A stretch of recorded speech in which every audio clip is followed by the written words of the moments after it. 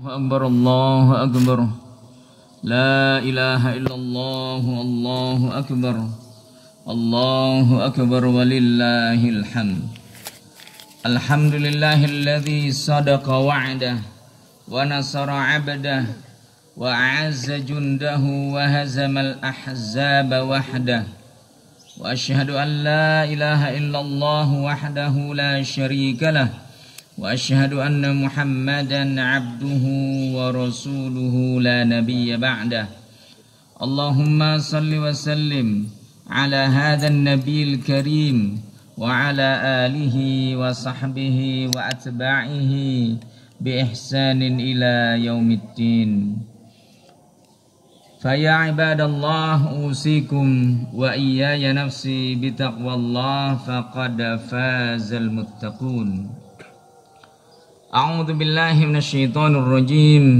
يا أيها الذين آمنوا اتقوا الله حق تقاته ولا تموتن إلا وأنتم مسلمون Jamaah salat Idul Adha A'azzani Allah wa iyyakum. Pada hari ini, di pagi yang berbahagia ini, jutaan manusia mengumandangkan takbir, tahlil dan tahmid sebagai proklamasi internasional atas kebesaran dan keagungan Allah Subhanahu wa taala, pencipta dan penguasa tunggal alam semesta. Dialah satu-satunya yang berhak disembah, dipuji dan dipuja. Proklamasi akbar ini dilakukan sekaligus dalam rangka memperingati dua momentum penting yang menunjukkan kesatuan dan persatuan yang diikat oleh akidah Islamiyah. Pertama, di kawasan Makkah berkumpul umat Islam untuk melaksanakan ibadah haji. Mereka berkumpul tanpa dibedakan bahasa, bangsa, status sosial, dan warna kulit. Yang kedua, di setiap sudut dari 5 benua di dunia ini serentak dilakukan sholat Idul Adha dan penyembelihan hewan kurban. Setiap kali kita mengenang dua peristiwa penting ini, kita tidak pernah lupa kisah manusia agung yang diutus oleh Allah Subhanahu wa taala untuk menjadi nabi dan rasul, yaitu Nabi Ibrahim alaihissalam beserta keluarganya Hajar dan Ismail alaihissalam. Keagungan pribadinya membuat kita, bahkan Nabi Muhammad sallallahu alaihi wasallam, harus mampu mengambil keteladanan darinya. Allah Subhanahu wa taala berfirman dalam surat Al-Mumtahanah ayat 4, "Qad kanat lakum uswatun hasanatun fi Ibrahim walladzina ma'ah." Sesungguhnya telah ada suri teladan yang baik bagimu pada diri Nabi Ibrahim alaihissalam dan orang-orang yang bersamanya. Dari sekian banyak hal yang harus kita teladani dari Nabi Ibrahim alaihissalam beserta keluarganya dan dari pelaksanaan ibadah haji yang sedang berlangsung di tanah suci Makkah Al-Mukarramah, paling tidak ada 4 hal yang bisa kita ambil pelajaran. Yang pertama adalah kesinambungan generasi yang soleh.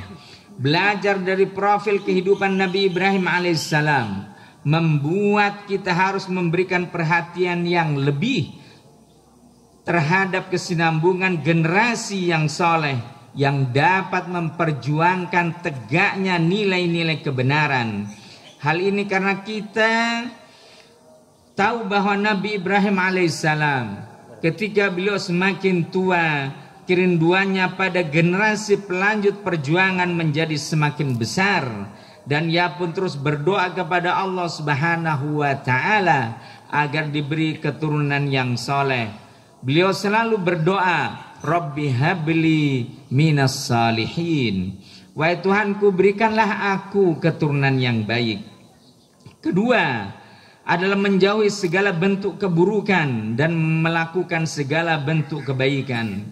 Hikmah yang harus kita tangkap dari profil Nabi Ibrahim alaihissalam dan keluarganya serta dari ibadah haji yang harus ditunaikan oleh umat Islam sekali seumur hidupnya adalah menjauhi segala bentuk keburukan dan melakukan segala bentuk kebaikan.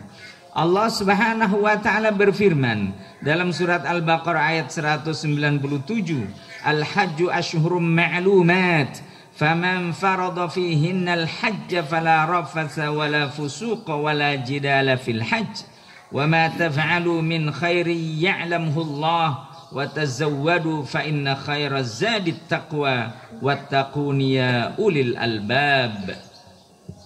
Artinya, haji adalah beberapa bulan yang dimaklumi. Barang siapa yang menetapkan niatnya dalam bulan itu akan mengerjakan ibadah haji, maka tidak boleh mengerjakan rofas, yaitu perkataan maupun perbuatan yang bersifat seksual, berbuat fasik dan berbantah-bantahan di dalam masa mengerjakan haji.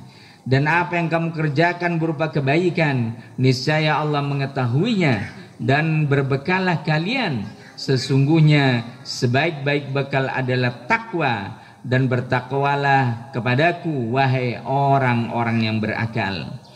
Kemudian pelajaran yang ketiga yang bisa kita ambil dari kisah Nabi Ibrahim alaihissalam adalah untuk selalu istiqomah.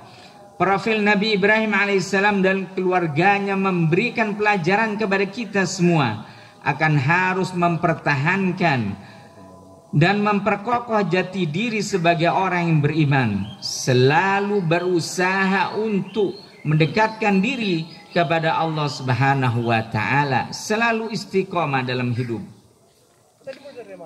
Jamaah salat Id, a'azzani Allah wa iyyakum.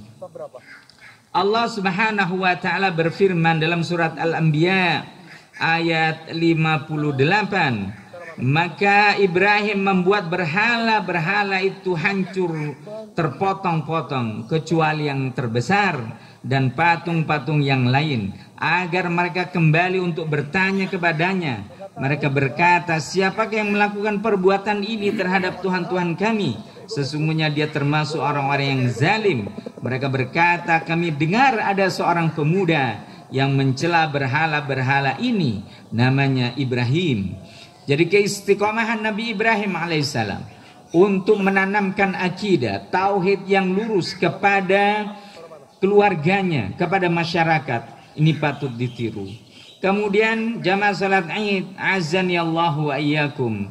Pelajaran keempat yang bisa kita ambil dari kisah Nabi Ibrahim alaihissalam adalah waspada terhadap tipu daya setan. Ini merupakan pelajaran penting bagi kita. Banyak hikmah dari kisah Nabi Ibrahim alaihissalam, bagaimana beliau selalu berlindung kepada Allah Subhanahu wa taala dari godaan syaitan yang terkutuk. Allah Subhanahu wa taala berfirman dalam Al-Qur'an surat Al-Baqarah ayat 208, ya ayyuhalladzina amanu dukhulu fis silmi kafah wala tattabi'u khutuwatis syaitan innahu lakum aduwwum mubin. Hai orang-orang yang beriman, masuklah kalian ke dalam Islam secara keseluruhan. Janganlah kalian mengikuti langkah-langkah setan. Sesungguhnya setan itu musuh yang nyata bagimu. Jamaah salat Id, azanallahu wa iyyakum. Kemudian pesan terakhir dari Nabi Ibrahim alaihissalam, Allah mengabadikan dalam surat Al-Baqarah ayat 132. Wa wassa biha Ibrahimu banihi wa Yaqub ya baniya innallaha astafa lakumuddin fala tamutunna illa wa antum muslimun. Dan ingatlah ketika Ibrahim berpesan kepada anak-anaknya, begitu pula Nabi Yaqub alaihissalam, wahai anak-anakku, sesungguhnya Allah telah memilih untuk kalian agama Islam ini, maka janganlah kalian mati kecuali kalian benar-benar menjadi seorang muslim. Jamaah salat Id, azani Allahu wa iyyakum. Ini khutbah singkat yang bisa kami sampaikan. Mudah-mudahan Allah Subhanahu wa taala selalu menolong kita untuk meneladani Nabi Ibrahim alaihissalam, juga Nabi Muhammad sallallahu alaihi wasallam. Dalam kondisi pandemi seperti ini, mudah-mudahan di antara kita yang sakit Allah segera menyembuhkannya, yang meninggal mudah-mudahan Allah mengampuni dosa-dosanya, yang dalam keadaan kesulitan mudah-mudahan Allah Subhanahu wa taala memberikan jalan keluar yang terbaik. Maka mari kita berdoa kepada Allah Subhanahu wa taala. Allahumma shalli ala Muhammad wa ala ali Muhammad wa sallim wa radhiyallahu taala an kulli sahabati Rasulillah ajma'in walhamdulillahi rabbil alamin. Rabbana ighfir lana wa liwalidayna wa li ikhwanina alladhina sabaquna bil iman wa la taj'al fi qulubina ghillan lil ladzina amanu Rabbana innaka ra'ufur rahim. Rabbana la tuzigh qulubana ba'da idh hadaitana wa hab lana min ladunka rahmah innaka antal wahhab.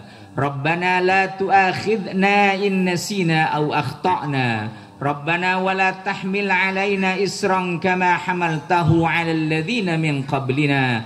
Rabbana wa la tuhammilna ma la taqata lana bih. Wa'fu 'anna waghfir lana warhamna anta maulana fansurna 'alal qaumil kafirin. Rabbana atina fid dunya hasanah wa fil akhirati hasanah wa qina 'adzaban nar. Subhana rabbika rabbil 'izzati 'amma yasifun wa salamun 'alal mursalin walhamdulillahi rabbil alamin. Assalamualaikum warahmatullahi wabarakatuh.